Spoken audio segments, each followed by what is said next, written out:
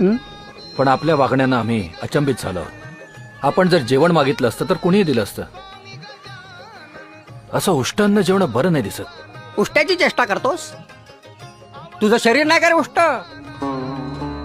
माईच्या पोटात राहून तिनं खाल्लेलं उष्टान्न नाही का खाल्लंस तू? अरे त्या उष्ट्यावरचा ग्लास म्हणून तू हे जग बघितलंस. उष्ट पंकटलाल, हे काहीतरी अद्भुत दिसतंय. अंगाला दरदरून घाम फुटलाय.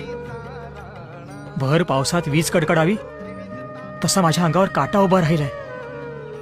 होय पंत,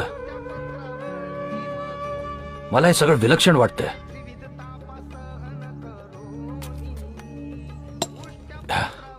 घ्या, आपल्यासाठी जेवण आणलंय. पोटभर खा. जेवण आणलंय. छान छान. प्रेमाची भाजी, मायेचा भात आणि सुखाची पोळी.